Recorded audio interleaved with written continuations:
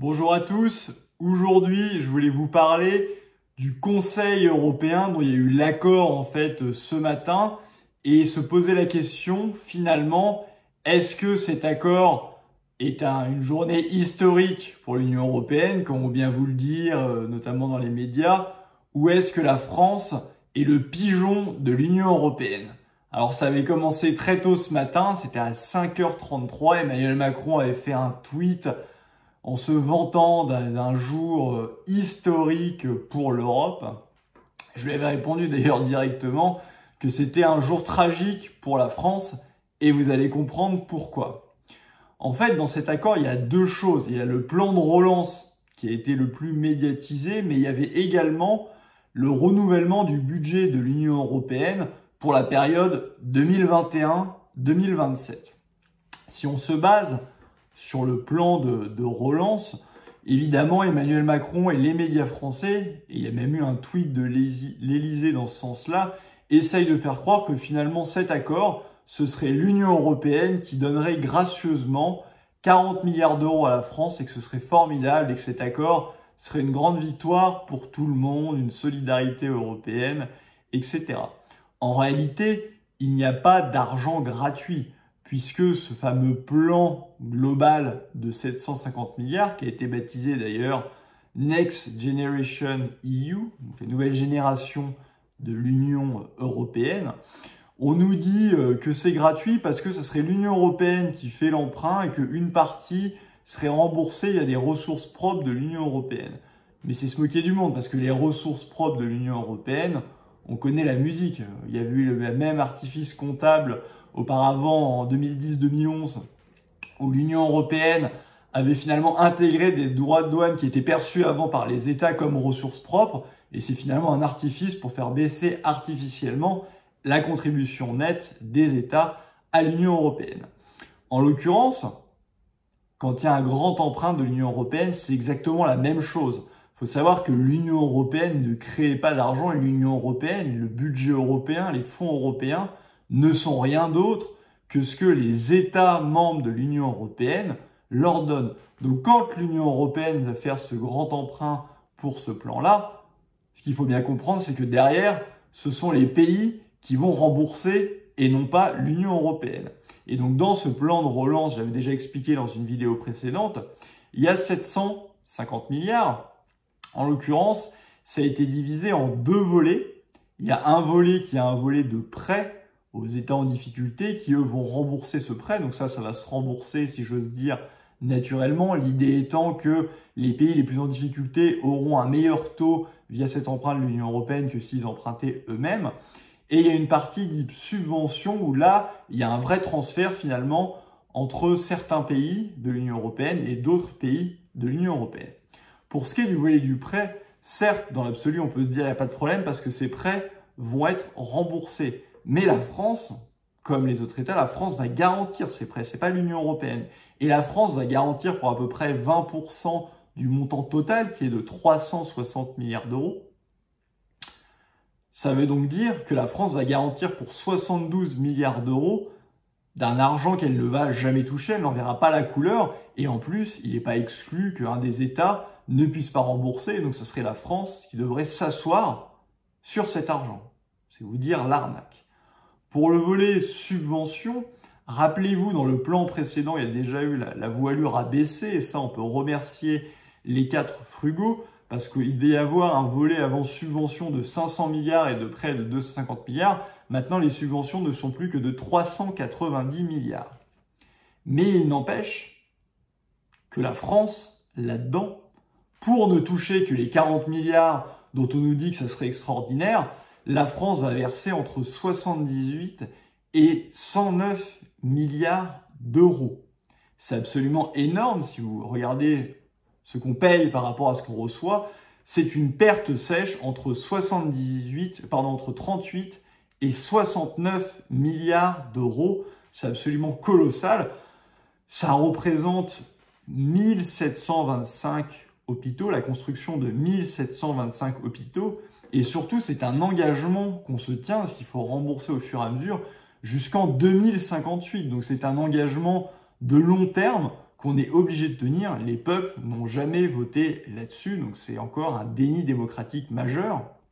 Et j'ajoute que l'arnaque va plus loin que la seule mauvaise opération financière, puisque la France n'aura pas la libre utilisation des 40 milliards qui reviennent.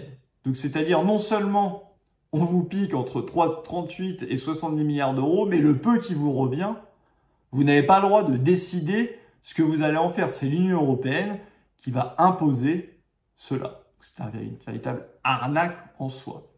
Et ça va encore plus loin, parce que c'est marqué noir sur blanc dans cet accord, et de toute façon on le savait auparavant, c'est que non seulement vous n'avez pas la libre utilisation, mais en plus, vous êtes contraint dans vos politiques économiques et sociales à partir du moment où vous recevez 1 centime. D'ailleurs, c'est mis dans l'accord qu'il y aurait des plans de résilience qui vont être étudiés par la Commission européenne et que ceux-ci doivent être en cohérence avec les recommandations par pays. Quand on dit recommandations par pays, ça veut dire être en cohérence avec les grandes orientations des politiques économiques qui étaient déjà des quasi-obligations de toute façon, puisque vous pouvez avoir une amende de 0,2% du PIB, mais là, c'est au lieu d'amener votre copie au maître, là c'est différent, on vous amène directement la copie, on vous dit c'est ça, on vous donne le budget, vous devez faire ça, et ça veut dire qu'on a les mains complètement liées jusqu'à au moins 2023, donc c'est une perte de souveraineté majeure et c'est un mécanisme européen de stabilité qui ne dit pas son nom.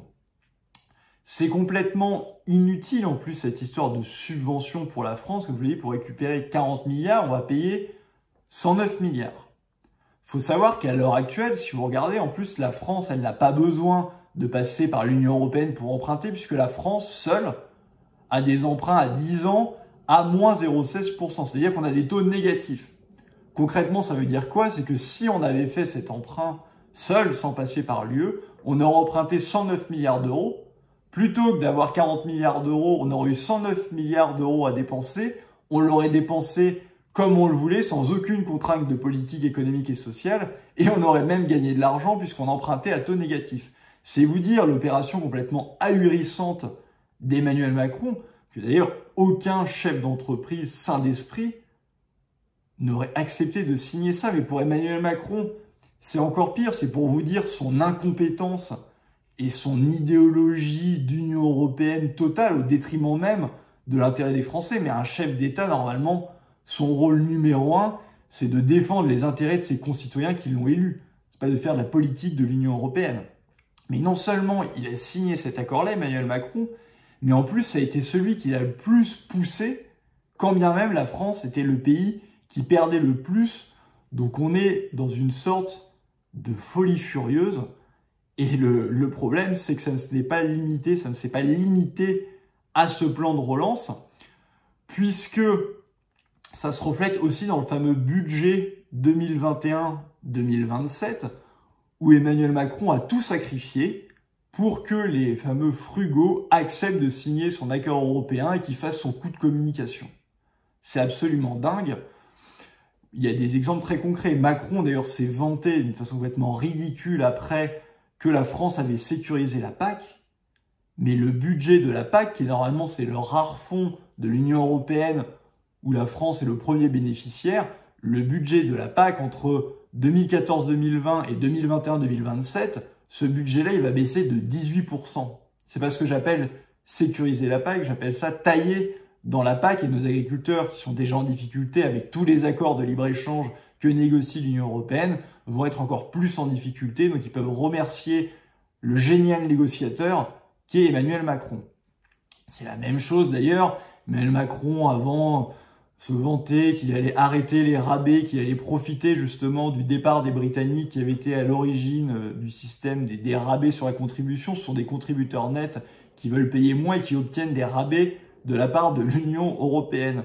Sauf que non seulement Emmanuel Macron il n'a pas obtenu l'arrêt des rabais, mais il y a eu une augmentation des rabais pour les différents pays, notamment les 4 frugaux. Et ces rabais-là, c'est pas l'Allemagne qui bénéficie le plus du système qui va les payer, mais c'est la France. Il faut savoir que chaque année, l'Allemagne a un rabais de 4 milliards d'euros.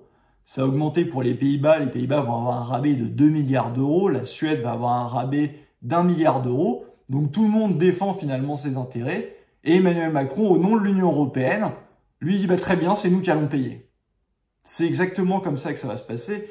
Et c'est un scandale absolument total.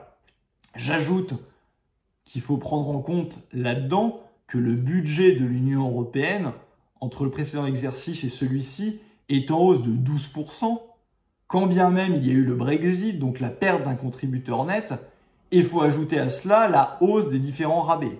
Et donc qui va être le pigeon de l'Union européenne qui va payer? C'est justement la France, donc notre contribution nette va certainement passer à quelque chose comme 15 milliards d'euros par an. C'est absolument colossal. Et ça, aucun Français n'a signé pour ça. C'est Emmanuel Macron qui décide tout seul comme un grand de sacrifier les intérêts de la France. C'est absolument scandaleux. Au passage, ce plan où tout le monde se gargarise, c'est vous dire le degré ridicule. 390 milliards à l'échelle de l'Union européenne, l'économie, c'est pas ça qui va relancer, mais surtout, c'est soi-disant un plan au niveau du Covid. Sauf que manque de peau, le programme de santé a été supprimé, c'était 9 milliards d'euros, ça a été supprimé là-dedans, donc cet accord est ubuesque à tout niveau, et surtout, pour la France, on est dans le surréalisme total, et je trouve ça absolument dingue de désinformation de la part de nos grands médias. C'est absolument prodigieux d'essayer de présenter ça comme un succès de la France quand on voit l'arnaque totale que c'est pour la France. Si on cumule le budget plus le plan de relance, c'est quelque chose comme 174 milliards d'euros que la France va perdre dans l'affaire. En fait, on nous présente un énorme succès pour la France, cet accord du Conseil européen. C'est un peu comme si on nous disait que la bataille de Waterloo était une victoire extraordinaire pour la France. C'est vous dire le degré de ridicule et de déformation de la réalité, alors que cet accord est une catastrophe monumentale pour la France. Et donc, il faut bien comprendre que Emmanuel Macron, dans cette histoire, est un incompétent total, qui est bouffé d'idées, bouffi d'idéologie, et qui n'a souhaité que défendre son Union européenne contre la vie même des Français. Et je me demande, mais je ne le crois pas, est-ce que les Français sont d'accord pour se saigner pour les autres pays, pour un système de l'Union européenne et de l'euro qui en plus détruit et nuit à son économie. C'est-à-dire qu'Emmanuel Macron est le seul à avoir joué contre les intérêts nationaux. L'Espagne et l'Italie ont pu récupérer des fonds, donc malgré les contraintes économiques, on peut dire que c'est un prix cher payé, mais ils ont récupéré quelque chose. L'Allemagne, qui a intérêt à ce que ce système de l'Union européenne et de l'euro qui lui bénéficie à plein régime continue, n'a même pas lâché les rabais. Et Emmanuel Macron, lui, a tout lâché. Il va saigner les Français au nom de l'Union européenne. C'est un scandale sans nom et on sait très bien que tout cet argent qui est énorme, 174 milliards, ça représente 36% du budget de l'État. Bien, on en aurait bien besoin pour revaloriser nos soignants, pour réindustrialiser la France et donc recréer de l'emploi, pour investir dans des technologies d'avenir, pour avoir une souveraineté numérique, pour faire une transition écologique. On aurait besoin massivement de ces moyens. Mais non, on va donner ça en pure perte à l'Union européenne et c'est un véritable scandale. Ce plan s'appelle Next Generation EU, donc la nouvelle génération de l'UE, qui nous donne du coup c'est un plan antidémocratique avec un coup faramineux pour la France. Et ben moi j'espère qu'on va avoir une génération Frexit qui va rendre une France prospère, libre et indépendante.